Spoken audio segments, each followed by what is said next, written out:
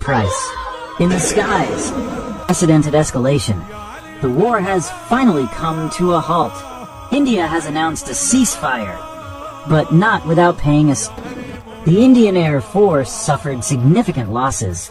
Among the most shocking was the destruction of 3 Rafale fighter jets, India's crown jewel in modern air combat.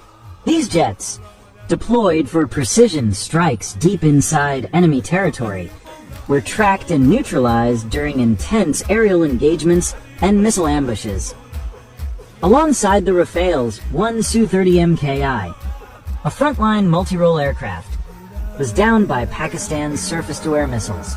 A MiG-29, operating in the northern sector, was lost during a low-altitude interception attempt. India also lost a Mirage 2000, reportedly during a deep penetration mission across hostile airspace. Even unmanned systems weren't spared. Israeli Heron drones, used for surveillance and target acquisition, were intercepted and destroyed by advanced counter-drone systems. But the damage went far beyond the skies. On the ground, India's military infrastructure was hit hard by Pakistan's calculated retaliation. Using Fateh-1 and Fateh-2 tactical ballistic missiles, Pakistan targeted critical military installations across multiple sectors. High-resolution footage and satellite analysis reveal extensive damage to forward air bases, ammunition depots, fuel reserves, and even brigade headquarters in frontline zones. Multiple command and control centers were either destroyed or rendered inoperable, crippling communication and coordination during key hours of the conflict.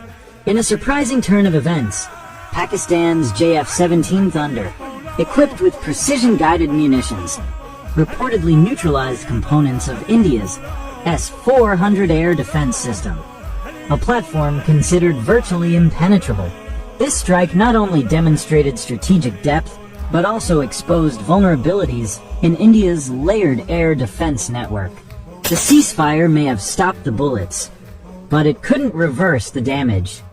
India's war machine has taken a hit, not just in terms of equipment and infrastructure, but also in morale and military prestige. Artillery units and forward bases lie in ruins, while repair efforts across the affected regions are now underway. This conflict has redrawn strategic lines in South Asia, with key assets lost and air superiority challenged. India now faces not just rebuilding, but redefining its defense doctrine for future conflicts. Pakistan, on the other hand, has showcased the evolution of its retaliatory capabilities, from drones and missiles to precision targeting of critical infrastructure. Pakistan faces the same consequences. India launched air strikes, missile launches, drone attacks, and much more, resulting in the casualties of children. In retaliation, Pakistan waited, blocking the military targets from which these attacks were conducted inside India.